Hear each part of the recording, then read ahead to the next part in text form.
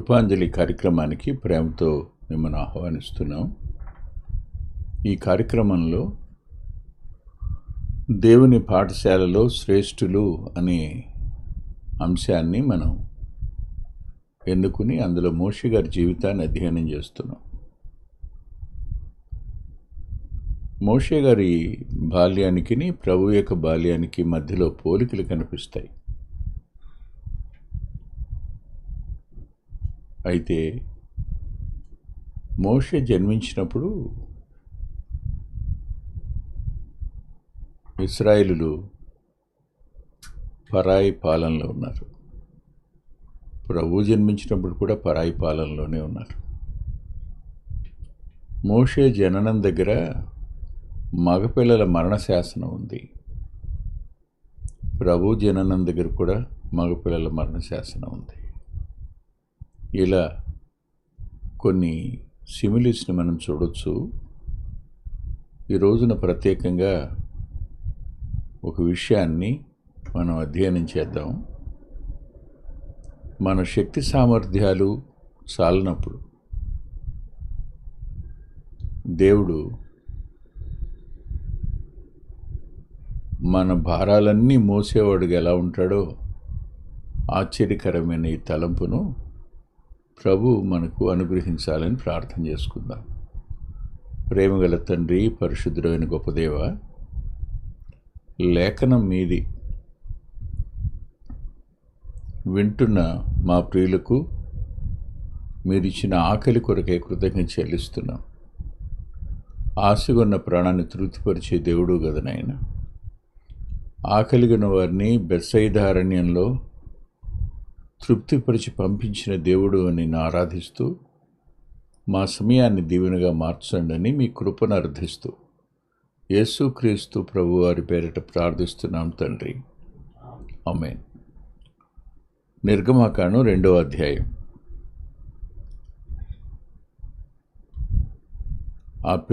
అందులో ఆ పిల్లవాడిని పెట్టి 3వ వచనం చివరి భాగం. ఏటి ఒడ్డున జమ్ములో దాన్ని ఉంచగా వానికేమి సంభవించనో తెలుసుకొనుటకు వాని అక్క దూరముగా నిలుచుండెను. ఏటి ఒడ్డున పెట్టెను అనేదానికి అపోస్తలుల కార్యాల గ్రంథం 7వ అధ్యాయం 21వ వచనంలో బయట పారవేయబడినప్పుడు అని రాస్తుంది. అంటే ఊరకనే పారేయలేదు, జాగ్రత్తతోనే పారవేశారు. శాసనాన్ని తూచా తప్పకుండా ఆచరించవలసిన పరిస్థితి వాడికి ఏర్పడినప్పుడు కన్నబిడ్డను నైలులో ఆ జమ్ము పెట్టిలో పెట్టి ఒడ్డున జమ్ములో ఉంచడం.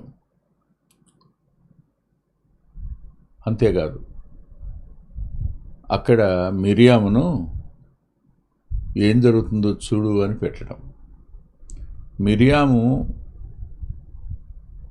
దూరంగా నిలబడింది. అమ్మా నాన్నలు వారి నివాస స్థలంలో ఉన్నారు. పసివాడైన 3 నెలల బాలుడైన మోషే నైల్లో ఉన్నాడు.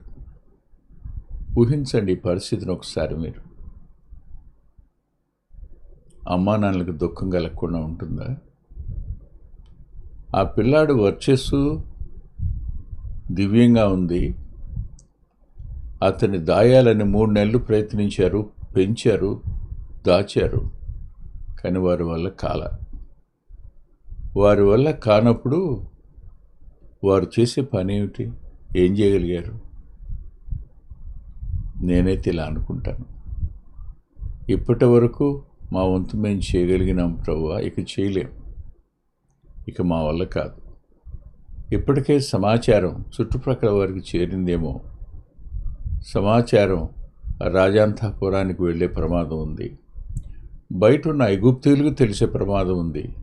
వారు దాడి చేసి చంపేస్తారు, చంపి నైల్లో పడేస్తారు, లేదు నైల్లో మొసళ్ళకు పారేస్తారు. దానికంటే మేము చేయగలిగిన ప్రయత్నం చేసి మీ చేతులకు అప్పగిస్తున్నాం అన్న భావన ఇక్కడ కనపడింది. నేను వ్రాయబడిన ఒక పురాతనమైన సంగతి మీ ముందు ఉంచాలని ఆశపడుతున్నాను. ఒక వర్తమానికుడు, దేవుని సేవకుడు వెస్ట్రన్ కంట్రీలో అధ్యయనం చేస్తూ వాక్యాన్ని చాలా బిజీగా ఉన్నాడు.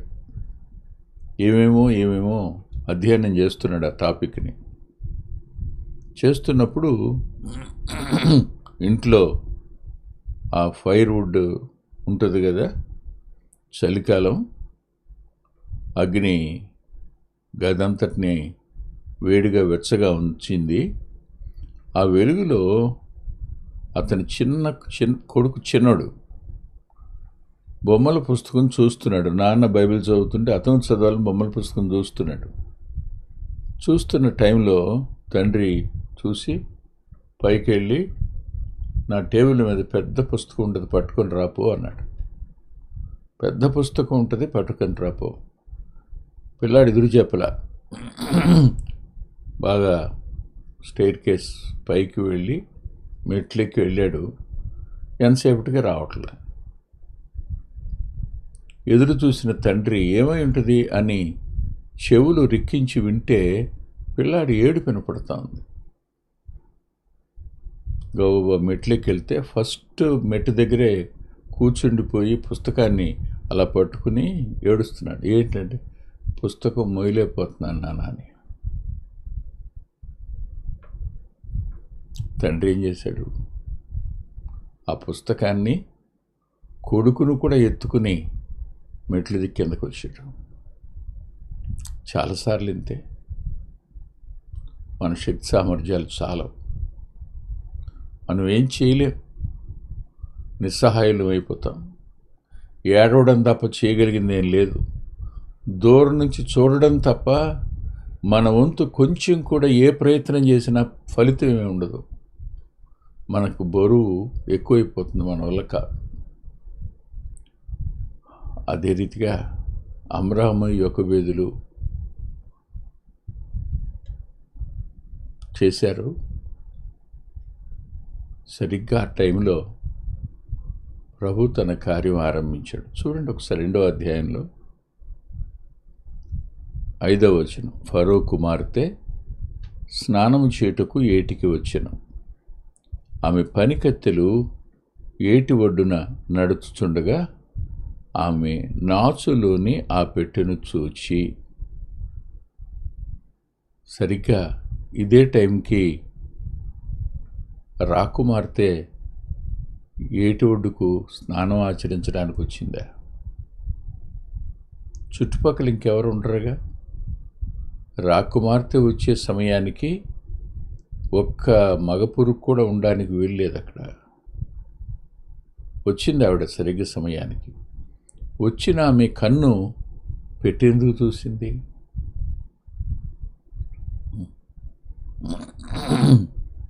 దేవుడు ఆమె కనులకు ఆ పెట్టెను చూపించాడు. చూడడం ఒక ఎత్తు, తరువాత తన పనికత్తెను ఒకతను పంపి దాన్ని తెప్పించింది. ఎందుకు తేవాలి? పనికత్తెను ఎందుకు పంపాలి? దేవుడు మన ఎడల జాలిపడి సాయం చేయగలిగిన వారిని అపాయింట్ చేస్తాడు కాబోలు. అది మన ఊహ కన్నదంతే. మన శక్తి సామర్థ్యాలు చాలవనని తెలుసు. ఎవరు శక్తి సామర్థ్యాలు సరిపోతాయో, ఎవరు సాయం చేయగలరో వారిని ఆ సమయానికి తీసుకుని వచ్చి వారి కనులకు ఆ పెట్టెను చూపించి తన పనికత్తితో వెళ్ళి తీసుకొని రమ్మని ఆజ్ఞాపించడం. ఏముంది ఇందులో? అమ్మా నాన్నలు విడిచిపెట్టినా దేవుడు విడిచిపెట్టడు. రక్తం పంచుకుని పుట్టిన అన్న అక్కలు రాలేకపోయినా, అక్క దూరంగా నిలబడిన దేవుడు మాత్రం దూరంగా ఉండడు, పట్టింపు లేనివాడిగా ఉండడు అనే సత్యాన్ని మనకు జ్ఞాపకం చేసుకోవాలి. ఆయనే దూరంగా ఉండి పట్టించుకోకుండా ఉంటే మోషే ఉండేవాడు కాదు కదా. అవును, ఆయన కార్యాలు ఆయన వ్యక్తిత్వాన్ని చూపిస్తాయి. ఆయన ఎలాంటి వ్యక్తిత్వం కలిగినవాడు అంటే, ఓ భక్తుడు అన్నాడు, ఆయన కనురెప్ప పాటైనా విడిచిపెట్టి ఉండలేడు అని. అమ్మ ఏం చేయలేదు నిస్సహాయం, నాన్న ఏం చేయలేడు నిస్సహాయుడు, అక్క ఏం చేయలేదు నిస్సహాయురాలు, అహరోను వెళ్ళి కనపడే పరిస్థితి కాదు ఆ సమయాన్న. కానీ ప్రభు జోక్యం చేసుకున్నప్పుడు ఎవరు శాసనం చేశారో ఆ శాసనం చేసిన వాని కుమార్తె చరిత్ర చెప్పేది ఏమిటంటే, ఫరోకు కుమారులు లేరు, కుమార్తె ఒక్కటే అని. ఆమె మనసుని దేవుడు ఏం చేశాడు చెప్పండి? ఆయన తెరిచాడు.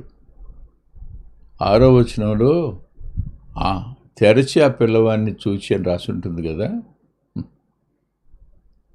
దేవుడు ఆమె హృదయాన్ని తెరిచాడు, అందులో ప్రేమను నింపాడు, కనికరాన్ని కూడా నింపాడు. ఎందుకు ఈ మాట అంటున్నానంటే, ఆ పిల్లవాడిని చూచినప్పుడు ఆ పిల్లవాడు ఏడ్చుచుండగా చూచి వాని యందు కనికరించి.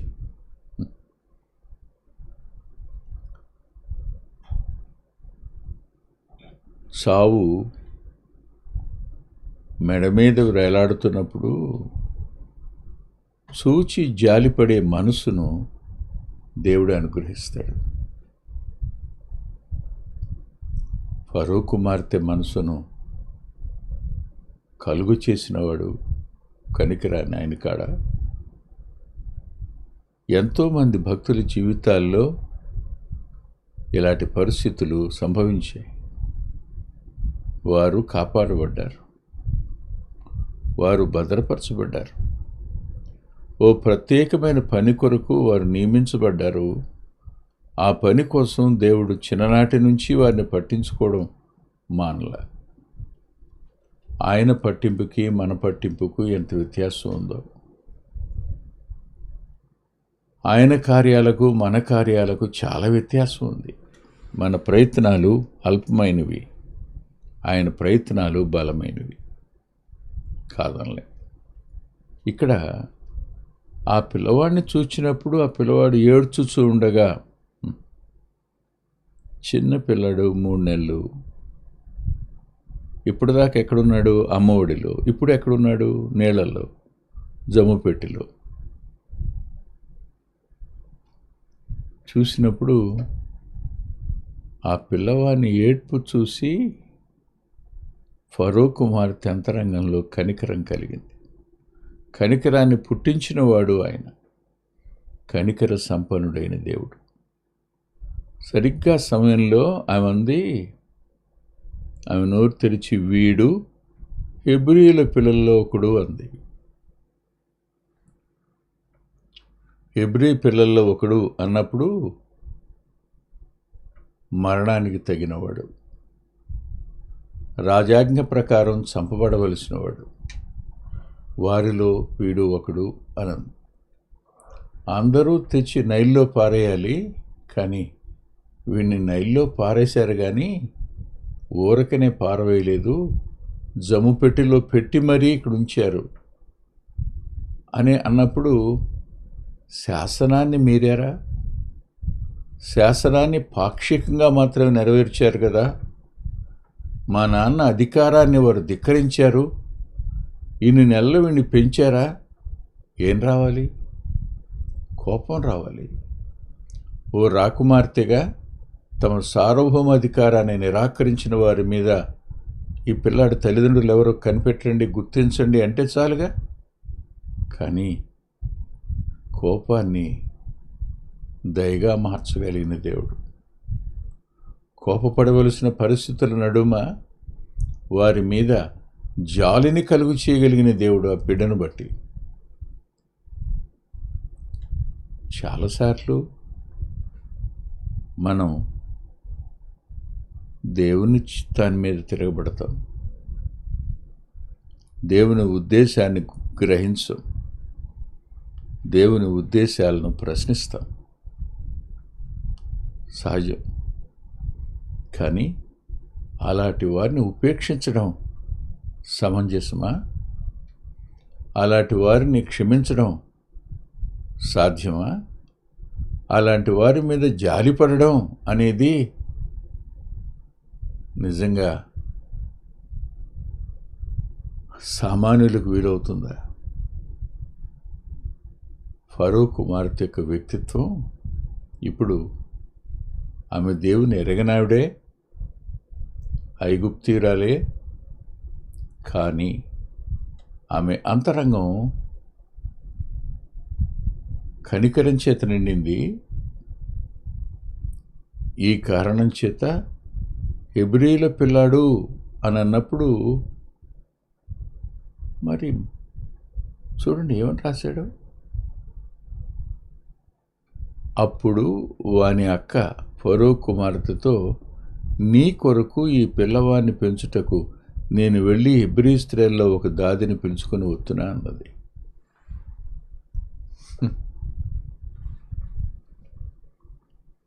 నేను ఈ సంభవాన్ని ఎలా ఊహించుకున్నాను అనంటే, ఏడుస్తున్నాడు కదా, కనికరపడింది కదా, ఇలా ఎత్తుకుందేమో.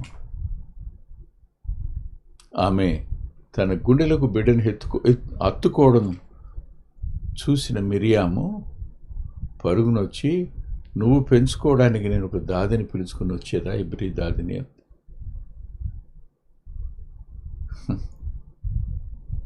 ఎవరు చెప్పారు ఆ చిన్నపిల్లకి?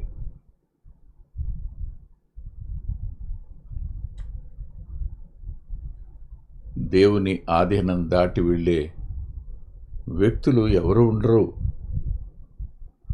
ఆయన ఆజ్ఞాపిస్తే, ఆయన సెలవైతే, ఆయన చిత్తాన్ని జరిగించడానికి ఆయన బలవంతుడైన దేవుడు. ఇంత బలం కలిగిన వాడు మిరియాము అంతరంగంలో ఆలోచన పుట్టించి, ఆ ఆలోచనను రాకుమార్తెకు చెప్పడానికి తాను వచ్చింది. ఇప్పుడు మిరియాములో ఏముంది? సమయోచితమైన ఆలోచన ఉంది, రాకుమార్తె దగ్గరికి వెళ్ళగలిగిన ధైర్యం ఉంది.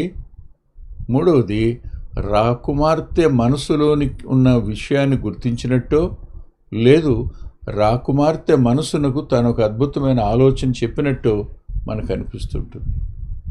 ఊహించండి ఒకసారి, మన ఊహ కదదు. సరిగ్గా ఈ మాట చెప్పగానే నేను ఇలా రాసుకున్నాను, మరణంలో నుంచి జీవంలోనికి దాటించగలిగిన వాడెవరు? ఆయన తప్ప. మనమందరం మరణానికి అర్హులం, కానీ జీవంలోనికి ఎలా దాటించాడు? మనల్ని దత్తపుత్రులుగా ఎలా చేసుకోగలిగాడు?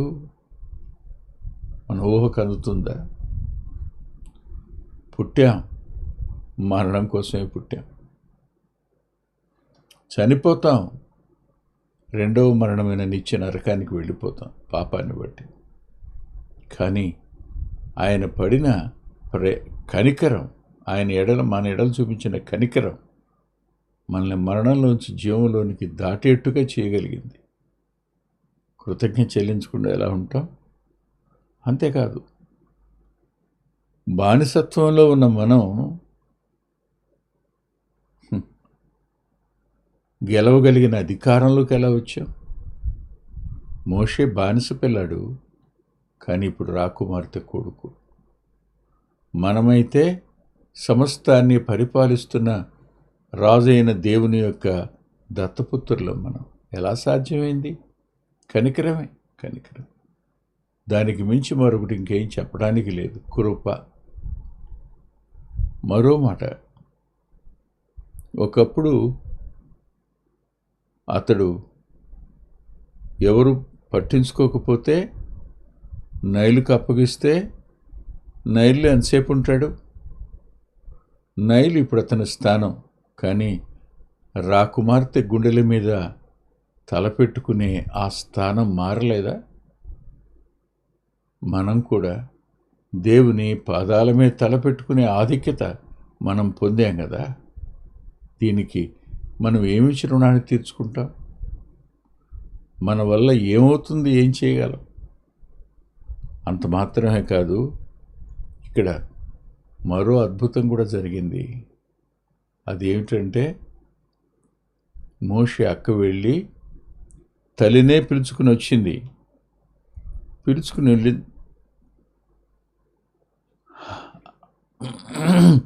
ఫరో కుమార్తె వెళ్ళు అనగానే ఎలా పరిగెత్తిందో, వెళ్ళి తీసుకుని వచ్చింది.